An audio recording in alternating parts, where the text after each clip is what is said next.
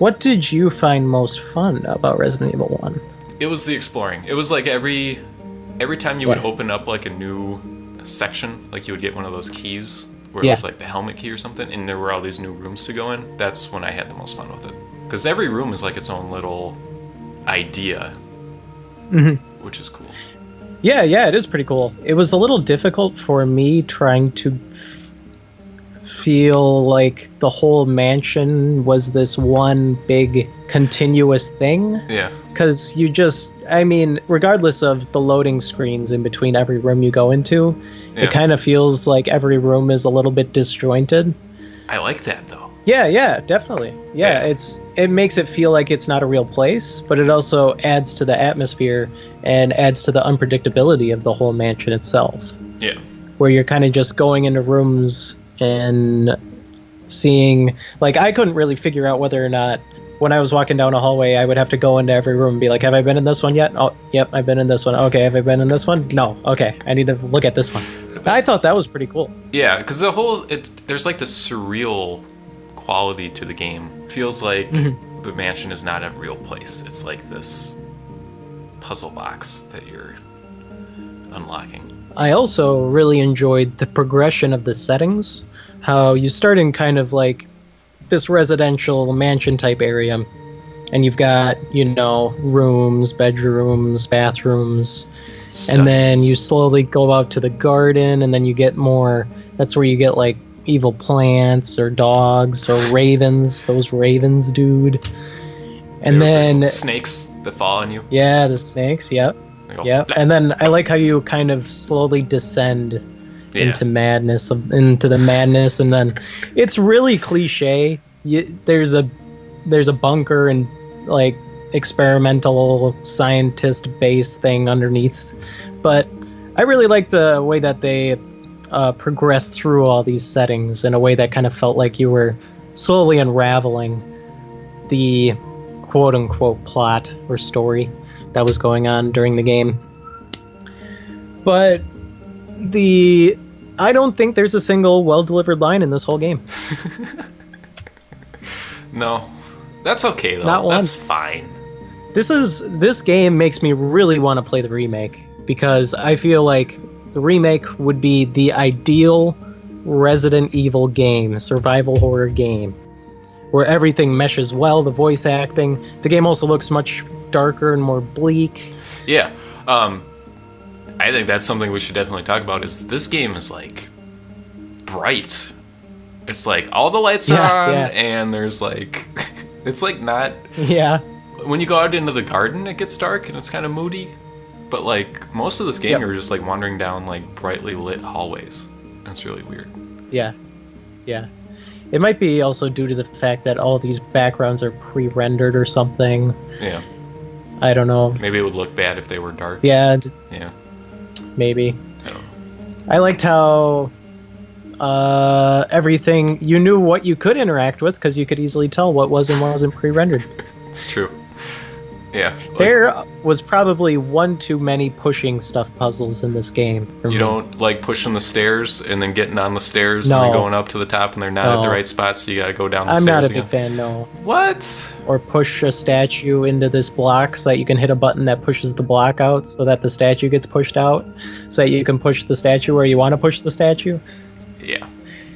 I feel like the game could have done something more instead of more pushing puzzles. Yeah, it broke me when you had to get across the little bit of water and there were 3 boxes and you couldn't get across when there were 2. You had to go get the 3rd box because yeah, I know. It looked like you couldn't get across when there were 2. I was really confused for a while there. Yeah, I had to come back to that part because I was like, I don't understand. Did you? Yeah. Oh, geez. Well, I just it looked like I could get across and I was like, nope. Yeah. And then I had to come back and I was like, oh, I bet I have to get this other box. And you played as Jill, is that right? Yeah, she's a sandwich. And I think that's an interesting thing about this game, where you kind of have the 2-character, 2-story dynamic, which I think is something that they really just triple down on in the future games. Yeah. But here, it doesn't feel like it's too forced. It sounds like we had pretty similar experiences anyway. Yeah. But It's an interesting embryonic stage of the idea how, hey, why don't you play as this other person and kind of see... Like, there was one time where I was playing as Chris, and then I ran into, like, a patch of blood on the ground. He's like, oh, something bad probably happened here. And I assume you probably would have figured out what bad thing happened there if you played as Jill. Maybe. I don't know. Plus, you get to listen to a whole different set of voice acting. Yeah, I got Barry. Mm-hmm. Barry's awesome. Barry. Did you save Barry? There are multiple endings. Oh, are there? Yeah. I think so. I think I was looking into typical that. In, early PS1 game fashion. He's like, I'll go get a rope. And then if you just, like, don't let him go get the rope, then he dies or something. I don't know. Oh, really? Yeah. So I just sat there and, like, checked my phone until he came back. Oh. Yeah. Did you ever run into Medic Lady? Medic Lady? You did? No, I don't know who... Maybe that's a Chris playthrough thing. Is that Rebecca? She's like... Yeah, Rebecca, yeah. Okay. No, I don't think she's in the Jill playthrough at all. Oh. That's sad. Yeah. Well, Barry sucks. I don't know. Is Rebecca cool? Because Barry just shows up after you beat a boss and he's like, Jill, this mansion is full of monsters. I think there's like 2 times where you have to play as Rebecca in order to save Chris. Really? Yeah. Dang. Like one time you get caught by this giant plant tree monster thing. Oh, yeah. But Barry... And then you have to play as her and then go do something. Really? Because Barry just comes in with a flamethrower and he's like... And then the plant's dead. Oh. And then there's one time where Chris gets... Oh, shoot, I don't remember. He gets injured badly, so you have to go and find medicine and make it for him. Oh. Or grab medicine and give it to him. Because for Jill, it's like with the snake, right? Where the snake bites him? Or is that something else? Yep, that's it. Yep. Yeah, because it's a snake. Jill one, you find someone who is like another dude, Richard or something. He's like, Jill, I got bit by the snake. And she's like, I'll go get the antidote. And then you go get the... Yeah. Okay, it sounds pretty similar. Pretty similar. It's a cute idea. It is. It's a cute idea. Because you can play How about the same those game FMVs, dude? Yeah. Oh, those FMVs. It's giving me they gave me flashbacks to Command and Conquer. Yeah. Yuri's in Revenge. like 2000, I was playing the first Command and Conquer game. Oh, those like 1 pixel stretched out. Yep. Over a whole thing. It looked like an N64 game in cutscene form. It was awesome. Yeah. You're talking like the actual actors, right? Where they're like on a set, or are you talking where it's like where they're actually on a set, where there's actually actors. Yeah. I guess there's only like 2 cutscenes in the whole game, aren't there? There's the beginning and the end, I guess. Beginning and the end, yeah. Yeah. Yeah, that's kind of funny. That's okay. They probably did all this shooting in an afternoon, and then they're like, okay, go home. That's crazy. It's crazy that Chris in this game is Chris in 5. Yeah. I didn't make that connection until afterwards. It's really weird. No. But there's... Back to the survival horror aspect of this game, there's some stuff that's actually pretty creepy. Like, the first zombie reveal, that's pretty well done. I can imagine being younger, that would have really freaked me out. I would have been pretty creeped out. In 2017, it didn't like creep me out that much. But the giant snake, I really like how they animated that giant snake. It was creepy. Yeah. I was not liking it. No. And there's also a giant spider, so if you got arachnophobia, that's not going to be fun. The spiders actually look really good. Yeah. Some of the rendering on some of this stuff is really good. It's probably due to the fact that the backgrounds are like hand-drawn or pre-rendered. And like they only have to have so many things happening in one zone because there's like a loading screen in between every single room. Yeah. So they're each probably separate, but it allows them to make some really cool spiders, cool-looking spiders. But then there's like these green monster things. The hunters? Yeah, the hunter things, that they start throwing at you once you have to go back into the mansion. Yeah, can we talk about that? And I guess absolutely. They're scary in that they take a lot of bullets. Yeah. But they look weird. They don't really look scary. No.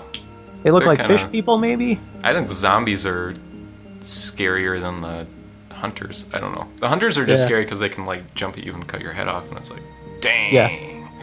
Yeah, that is pretty awesome. But that's like, I think that's where the game starts to break down a little bit. Is where it's like, you went to this new area, you can't do anything there yet because you need like a battery or whatever. So you have to go back to an area you've already been in so you can get a thing so you can go back to an area you've already been in. And it just feels like the middle of the game is just like this treadmill where it's not really doing anything new other than making the enemies harder. But at that point, it's not definitely. really... That was definitely one of my least favorite parts. Was it started the setting progression that I mentioned earlier started kicking into gear, and you were starting to go to a different place. Like you just went out to the garden and stuff, and it feels like you're getting to the heart of this, and you're gonna figure out what's going on, and you're gonna start screwing some stuff up. But then, it's like Wesker's like, go back into the mansion, and the scenes with Wesker are the kind of hilarious because he kind of just pops up, and then you're like, oh, Wesker, what are you doing here? And then it plays like this ominous music, and he's like, oh, I'm going to go clear out some more zombies. You should go back in the house. Mm-hmm. Yeah, Wesker is pretty funny. He's a great plot device, I tell you what. Oh, yeah. I probably knew from go that he was definitely going to betray you. Yeah. Yeah. Well, it's hard because, despite already knowing that Wesker's like a main antagonist in like 2 other Resident Evil games. Yeah. Yeah, it was pretty funny. Well, it's just weird to come back because this series has this like really convoluted story to it.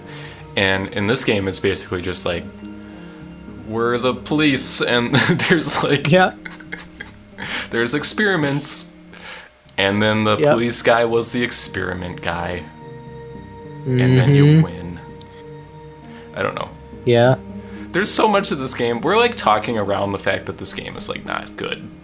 Aren't we? Like, this game isn't that great. I don't know.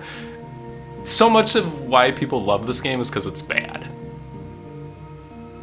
Really? You think so? Yeah, it's like the voice acting is terrible, the story is like complete nonsense, the graphics don't look good. Okay. I have problems with the gameplay. Yeah. Like, I feel like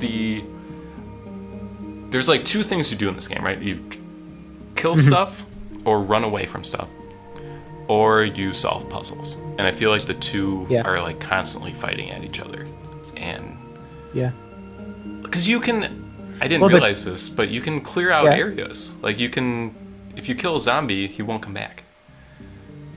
So I didn't realize that at first either. I thought that you couldn't kill the zombies. Like I would shoot them and they would fall down, and they'd just get back up again, and I'd be like, oh, okay, I just need to shoot them until they get down, and then I can get past them. Yeah. But no, you can actually, if you like load a bunch of bullets into them, then they eventually die, and you can clear out areas.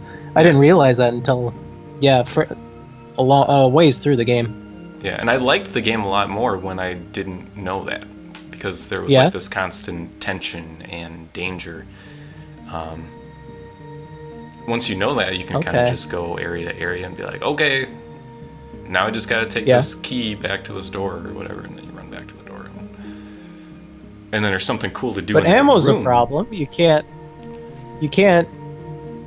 kill every single zombie. You don't have enough ammo for that.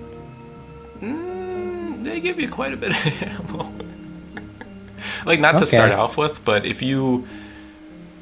I feel like there's like 3 phases you could be in. Lots of the optional puzzles were just ammo, it felt like. Yeah. Well, because Chris doesn't... Jill has a lockpick, so she goes up to a desk and it's like, do you want to use the lockpick? And it's like, yeah, I want to use the lockpick. And then you get like bullets. So there's like... It's just constantly feeding you these bullets through the game. Do you start with a shotgun when you're as Jill? Nope. No, the wall's coming down on you. Do you get a shotgun soon after that? You get a shotgun fairly the Jill sandwich? Early. Yeah, I think you just have that shotgun. Because you take it off the wall and then the little things go. And then you go through the ceiling thing, but Barry rescues you, and then he's like, you were almost a Jill sandwich. And then you have a shotgun. But there's also like a broken shotgun. Yep. But that didn't do anything for me. I assume that's like a Chris thing? No. Yeah. There's the shotgun's on the wall. You pick it up, it makes the click, and then it just locks the door behind you. And so you have to take the broken shotgun and then put it back on where the fixed shotgun is. Okay. And they do the same thing with the wooden shield, or whatever. The wooden. And then you have to take that off, and then the wooden crest, because you need to take the golden crest and then swap those out. Right. So use the same puzzle there. Yeah.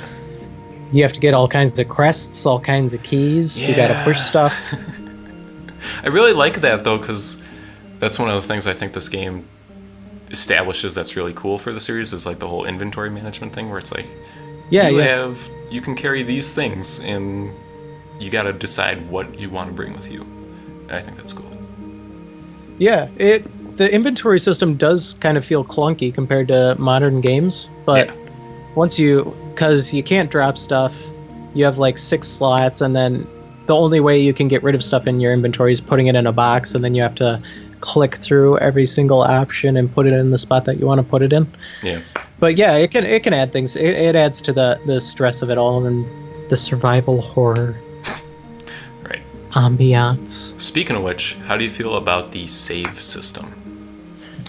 I was okay with it. I don't think I was lucky enough to really have a decent amount of ink ribbons whenever I really wanted to save. I mean, whenever you die, you have to go back to your last save, but I would just save at every typewriter I ran into, basically. Yeah. I was okay with it. It didn't bother me too much.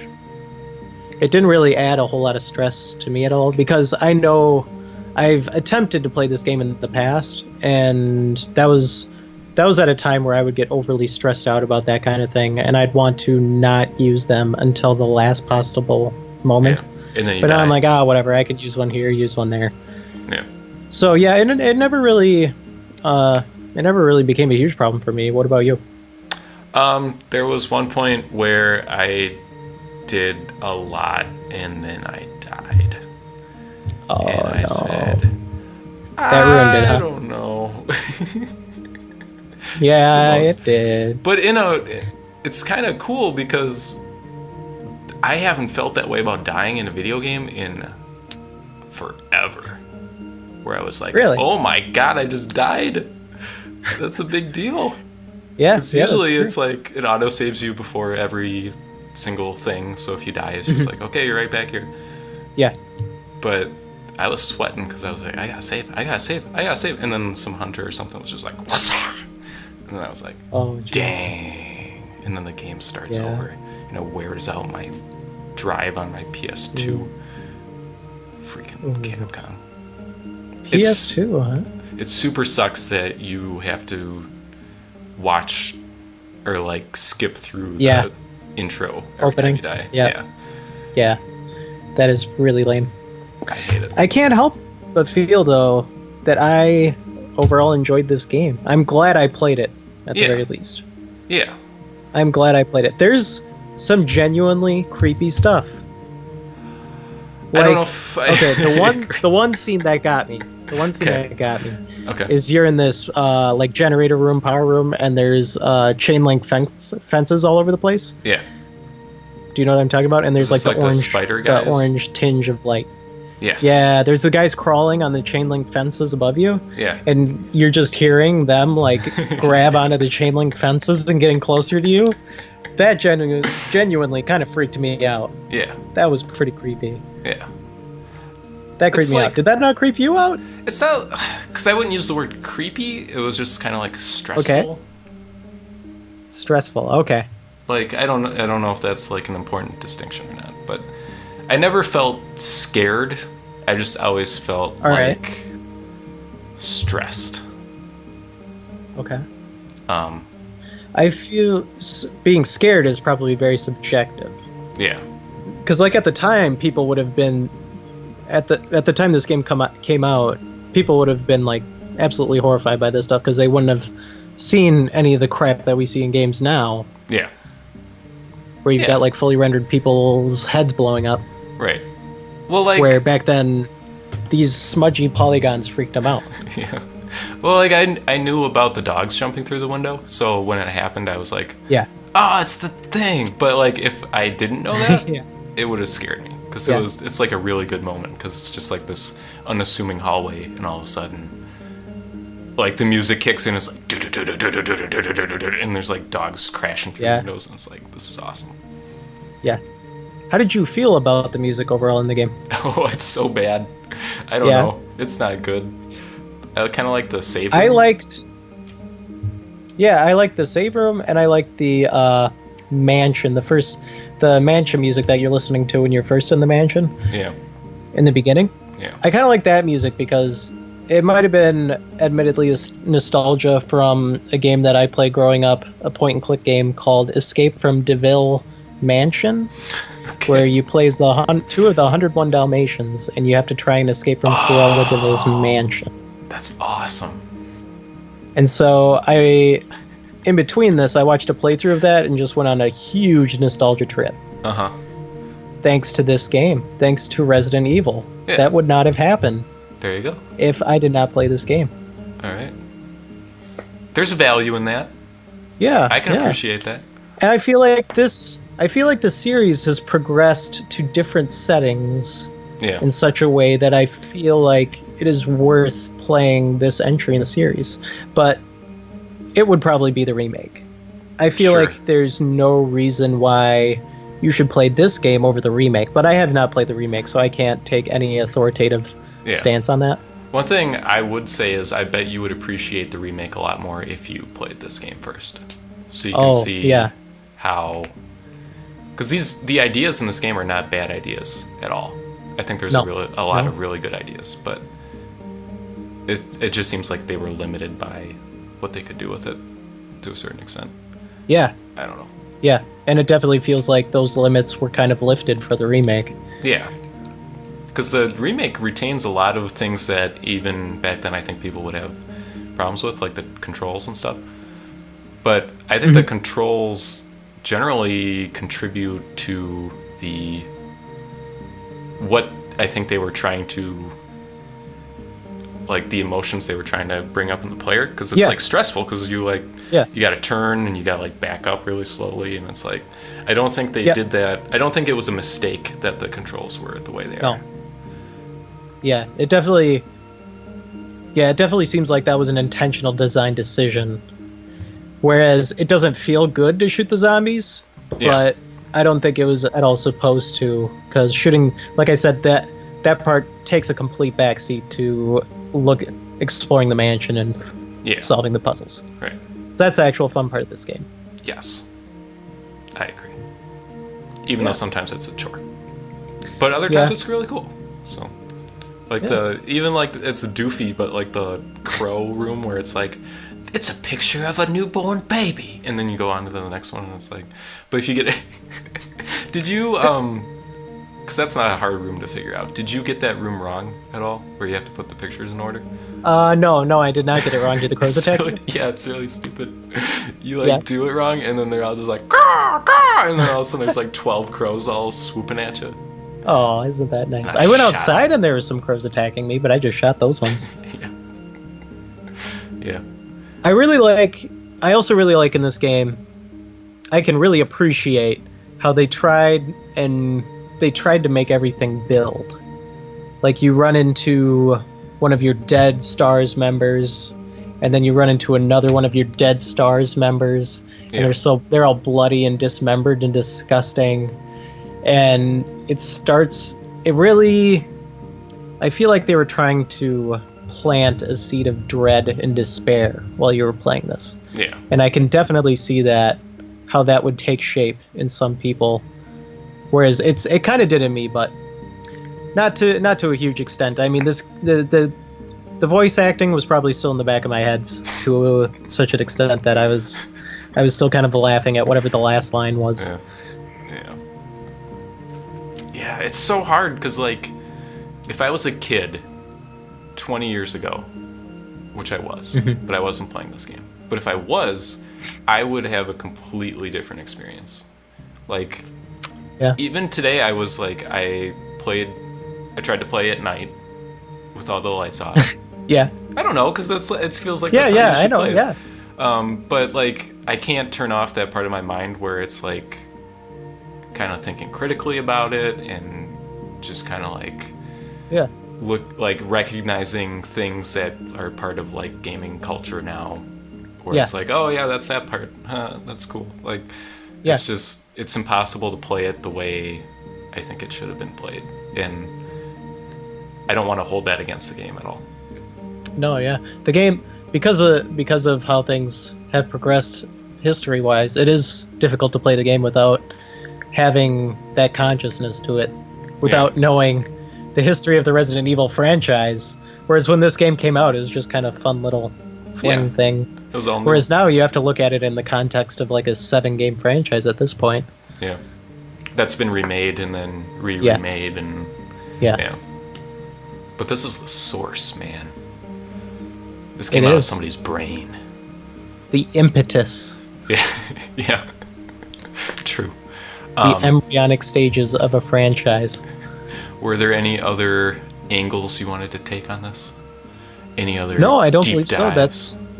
No, I said what I wanted to say. Okay. I thought that, it was interesting how this game, it shows how the series began to progress.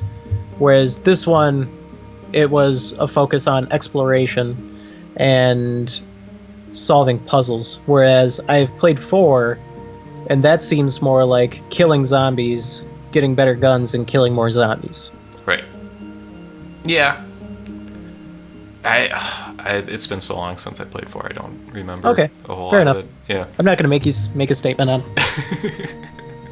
But I agree with you, generally. I think this game tries to go for mood. It's just hard to see that, I think, nowadays. But this is a very moody game. It's like a B-movie horror. Yeah, but like, it is, yeah. They try, man. The only thing I wanted to say was I really like the way they took... Because they were kind of limited because they're like, okay, we're going to have these pre-rendered areas. But then they really take advantage of that by putting the camera in like the perfect spot in every room, where it's like you can't see what you're walking towards, or you can't see what's coming around the corner.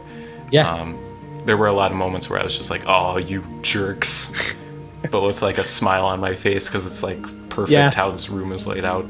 I really like that. That was really well done, and the tank controls do help with that too, how they're whipping the camera into a bunch of different angles. Right. But I actually never really felt... I feel like a lot of games from this era have huge problems with control in regards to like camera angle, but I never really felt that way. I guess that's the tank controls for you, because you're always moving where you're facing. So does Resident Evil sink or swim? The sink it?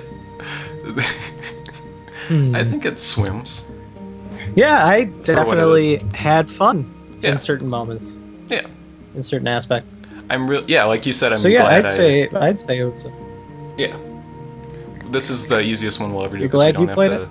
Yeah, but we don't have to rank it. We can just say, here it is, Resident Evil.